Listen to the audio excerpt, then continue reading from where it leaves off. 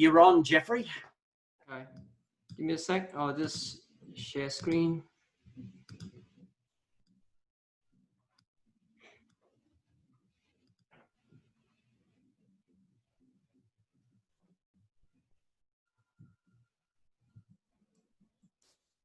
Oops.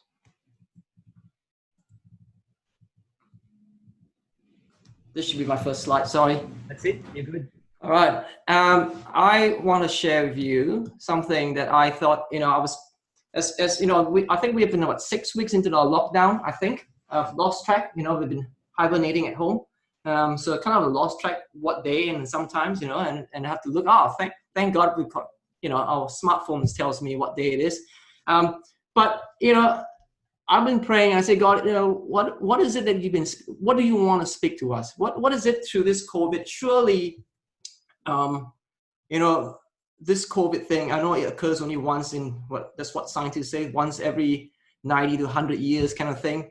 And it's something that, we are kind of like a chosen generation to experience this, right?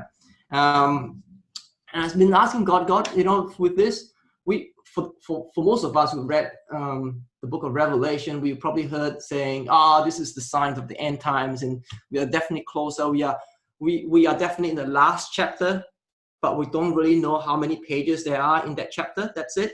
And so there are lots of things that's been floating around. I get, crazy YouTube videos, people sending me links. I got this friend who's a Trump supporter, and he will come to me and send me all sorts of conspiracy theories and everything. So there's plenty of stuff going on in the world.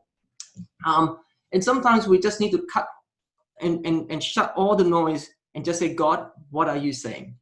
And I remember having a conversation with Tor right at the beginning of the lockdown. And I said, look, I think you're pretty safe. I don't think you're exposed. So let's go somewhere that's safe. We'll keep the physical distance or the physical distancing. So we go to the beach once a week. And we do the talk, and each time when we spend time together, what we ask is, what is God saying to you? And I remember at the beginning of the COVID, the lockdown, and one of the things that we both concur is, there is a reason why God, during this lockdown, I mean, if we all believe that we are getting nearer to the end times, then I also feel that what God is saying to us is, get your families right. And during this lockdown time, this is a time where if your relationships with family, we're talking about your immediate family, it's not strong. Let's say if you were to put a scale of 1 to 10, and I'll ask you this question, how strong is the connection at home? I'm not talking about internet connection. I'm talking about connection with your family members. On a scale of 1 to 10, how would you rate it? Most people that I talk to, when I was conducting workshops in schools, most of the kids tells me, majority of them, I won't say all, but the majority of them would rate between 4, 5, or some even as low as 3. Only a small handful will say, that's a 10. I don't know whether they understood what the 10 is, but I'm glad that they rated 10. But the bulk of it is either a 4 or 5 or just maybe 3, 4, and 5.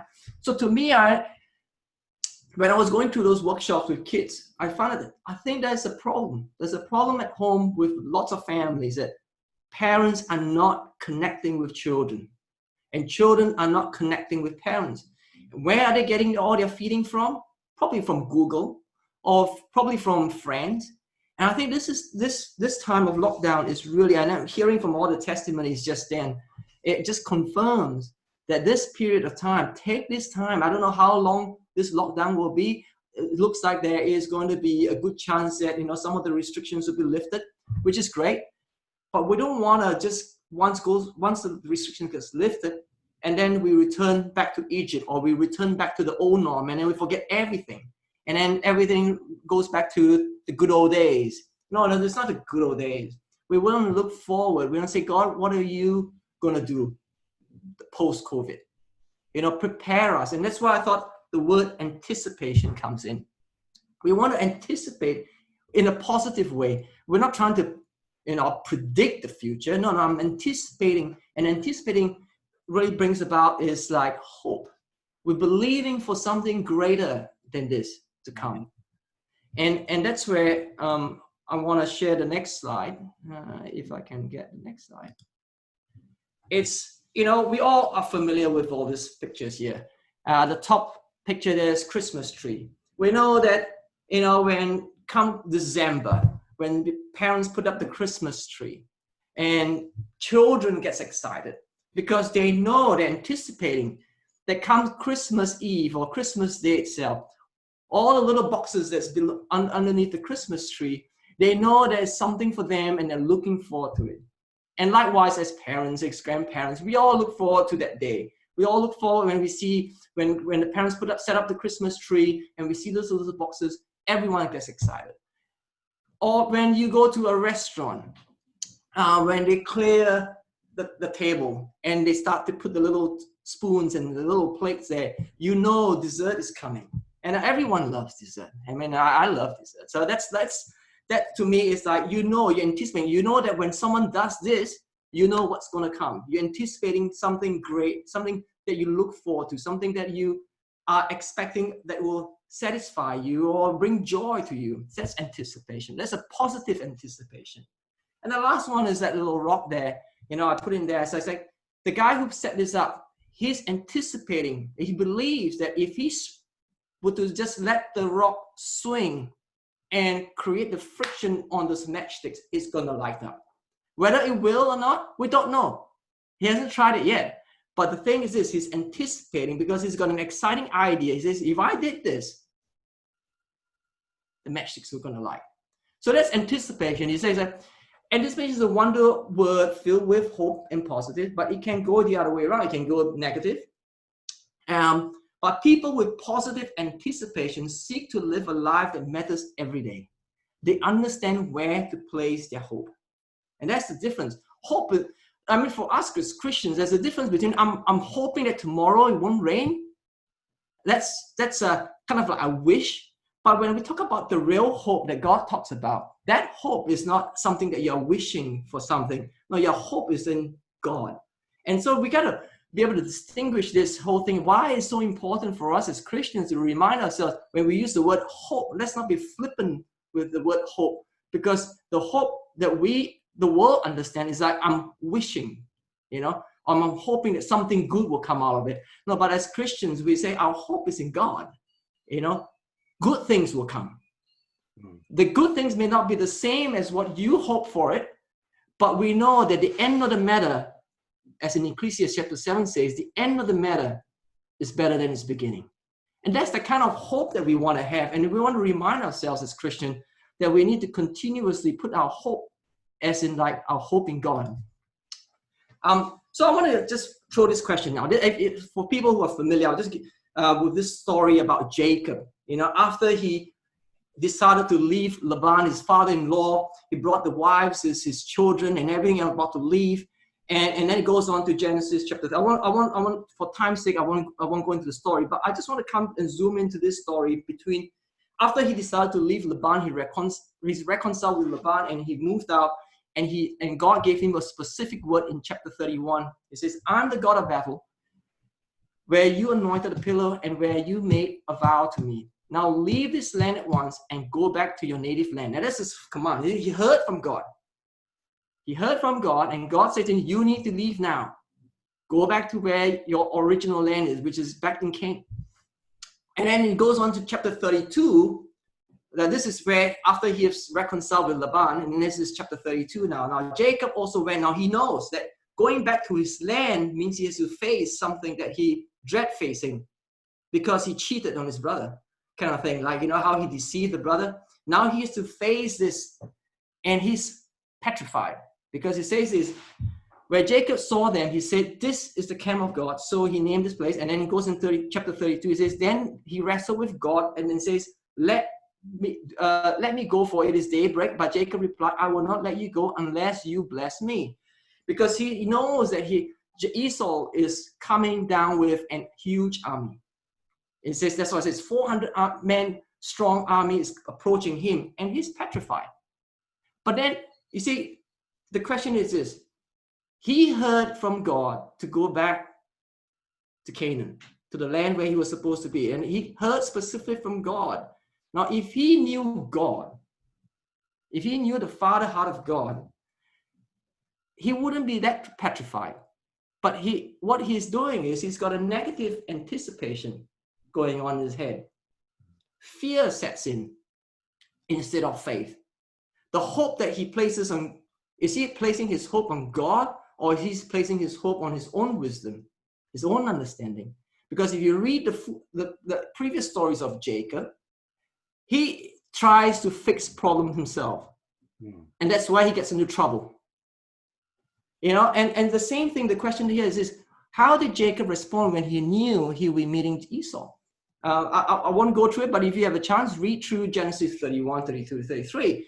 But the end of it is finally when he met Esau, Esau ran towards him and hugged him. So all this built up and fear and everything is all wasted, because the outcome that he thought is going to be a negative outcome turned out to be something wonderful. And so sometimes we are like that. God gives us a word, he gives us a promise, or we know the promises from God, from the Bible, but yet we sometimes live with fear, uncertainty, because why? We have a negative anticipation of the future. And one of the reasons that I think is that I make the mistake sometimes when I say, oh, I heard from God, I put it down in my journal, but then when things don't stack up the way I want it to be, I tend to freak out a little bit. Then, if things doesn't go that way again, then that's where I start to panic. And then I have to calm myself down and then look at the promise, look at the things that God has done, and then it says, okay, look, I need to calm down. And that's where I need friends, people who are God-fearing men and women to come and encourage and speak faith into me, build my faith again, or speak hope back into me. And I need that, Every now and then I need that source of energy and source of encouragement. And that's where the body of Christ is so important. And I thank God for a platform like this. I thank God for once in a while we catch up with Stefan and a few other men and God-fearing men and women, and they speak and allow them to speak into my life to encourage me to build that faith. So the next question then is this: what has God been speaking to you during this time? Don't miss out on this opportunity. Don't just go through this 6 weeks or 8 weeks or 10 weeks, whatever it is, without hearing from God specifically for you and for your family. Because it's easy to just do the cut and paste kind of thing. Hear from what other people are saying and then apply to your life. To me, that's called secondhand revelation from God. You don't want to rely on secondhand revelation from other people. You want to hear firsthand revelation from our Father. And I always encourage people, instead of saying, how are you doing? I always ask them, what is God speaking to you today? Because if we don't ask, we won't get. The principle tells us, God gives us a principle, the word ASK, ask, seek, and knock. And that's the direction that God gives to us. He says, you need to ask, you need to seek, you need to knock. But very often we are asking the wrong person, we are seeking the wrong place, and we're knocking on the wrong doors. Instead of turning to God and says, God, I want to seek your face. I want to asking you, show me, or ask you for wisdom, give me. Seeking God for direction, because man can plan, but it is God who directs our steps. We want to plan, but we don't want God to direct our steps. That's the problem. And we make that mistake all the time. I make the mistake all the time. Maybe all of you here don't make that mistake. I do, because I tend to plan, and that's the problem with education. You think you know it all, but you don't know. Because why? We only know a small piece of the puzzle, but God knows the entire picture. Yeah. What we can see in front of us is just only a small fraction of what the big picture is. So this is what God spoke to me right at the beginning of the lockdown. And God gave me a word. It says, look for green shoots in ashes. That was the word that God gave me. That was right at the beginning of the lockdown. And I said, wow, this is, look, I'm not, English is not my first language, to put it bluntly.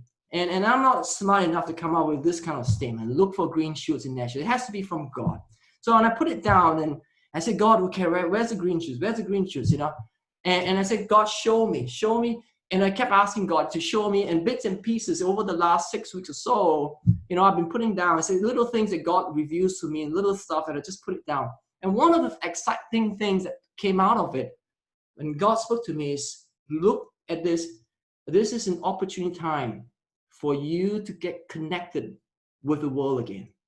Because I was so focused on here in Adelaide and home and doing stuff there. But now God is saying to me, look, reconnect. And that's how we reconnected with Rocco. That's how I reconnected with my friend and a missionary in Indonesia. And I'm reconnecting with friends in Cambodia. And now we're looking at now and say, wow, this is great. Look for green shoots and ashes. And this is just one part of it. There's all other green shoots that's in my life that I'm beginning to see. God, as you burn, as everything comes down, new things will come up. You got to put on the new wineskin to receive the new wine that's coming. And that's the anticipation again, because you're believing for a new wine that's going to be poured out. And as I look across here, there's this book written by Bob Buford. It's called Halftime. I think maybe some of you might have read it. And I've reached that milestone, the big 50 kind of thing, And people talk about 50, they celebrate big time with 50 and stuff. It was locked down for me. It's like there's no celebration, But thank God for family. The family was here, for just the four of us, and my sister flew over from Perth to join us for the birthday thing, just before the lockdown. But then COVID was already out there. We all don't know what's the virus is out there. But the thing was, during that time, that book, that title, Halftime, came to my mind again. It says, what are you going to do to build significance in your halftime, the second half? If you're still chasing after success, you missed it. Our halftime should be better than our first half. Our second half should be better than our first half. That's what it is. And that kind of thing reminded me, is what anticipation again. What are you anticipating God to do in the second half of your life? And then it ties in here, says, green shoots and ashes. It's not over yet. It's not over yet. There's more to come. And so this sense of anticipation will cause us to value today. It prompts us to prepare ourselves and help us to generate great ideas, because we serve the Creator, and because He is the Creator, He's a creative God as well. So because He's a creative God, when we ask, we seek, and we knock, He will give us creative ideas. And that's what I believe. And that's what I think all of us believe in it. Is now we need to just remember where our hope is. Where do we place our hope? See, anticipation, positive anticipation, is the key that unlocks the doors to abundance thinking and promises of God. I won't go through, but if you have a time, just go to, if you subscribe to Disney, you can watch that show, this thing called Free Solo, I think it's called. And this guy called Alex, how he climbed 3,000 feet without any harness, without any ropes, and he scaled that wall. But the thing is this, the story, the documentary that showed him how he actually gave up. He was climbing, he thought he was going to scale it that year, and halfway through, not even halfway, 1/4 through, he gave up. He told his team, no, I'm not going to do it. Then he practiced again for another year, and then finally that following year he did it. But what struck me most was that he believes, his anticipation, he believes that he can do it, but he wasn't ready yet at that time, and he gave up. And he did the right choice. He didn't want to put his team in a very dangerous position, because the team had to climb up with him as well, but with ropes, but he's without the ropes. But the key is this: anticipation is the key that unlocks the doors to abundance thinking and the promises of God.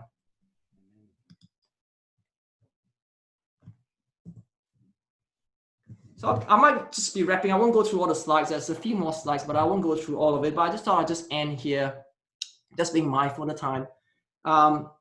Value yesterday, but live today. You see, people honor you for what you did yesterday, but they respect you for what you are doing now.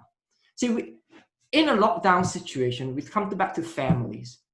I think one of the things that we can do right now is to show our children, and for those who are grandparents, our grandchildren, what it means to live in a time of crisis. Where is God in this altogether?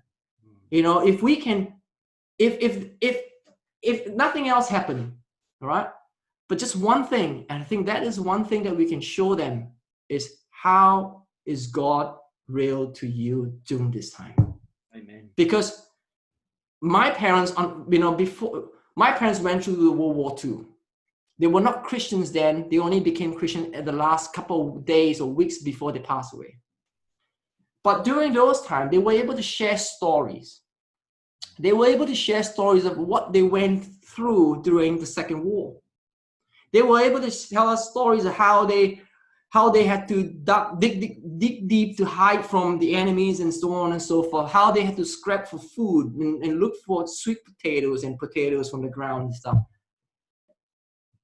What is our story post-COVID? What kind of story are you going to share with your children and your grandchildren? How will they look back in history and remember? Are they going to remember how freaked out we were? Or are they going to remember the kind of faith that we had in God throughout all this? Because all of us are storytellers. We have a story to tell. What kind of story would you want to leave behind? I'm not talking about saving the world. I'm just talking about our own family right now. We're not even talking about mission work and stuff. These are great stuff, but let's come down to just one thing. Family. What story would you want to share? What story would you want your children to remember that during this time, what did my parents do? How did they live? And where was God? And how God became so real to them that this will stay like one of the 12 stones that was left behind. Because the 12 stones is so important as Christians.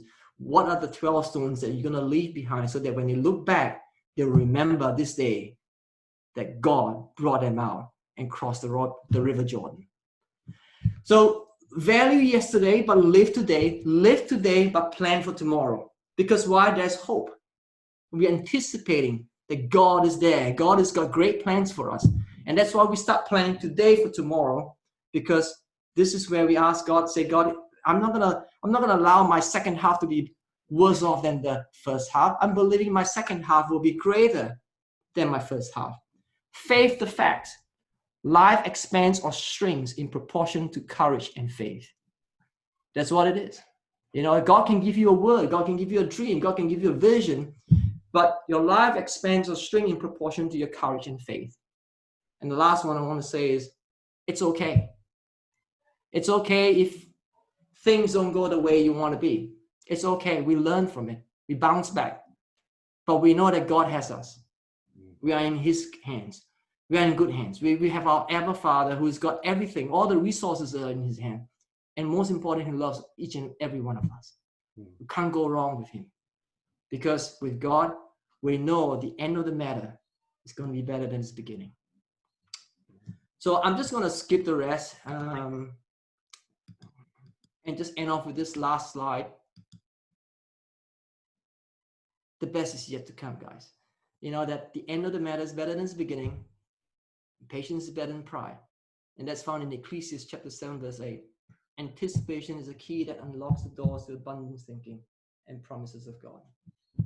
So that's it from me. And I hope there's something that, we can take home and reflect and say, God, what can I do today with family that they will remember that you are in the picture and how you help us as a family, so there's a story to tell and pass on to the next generation.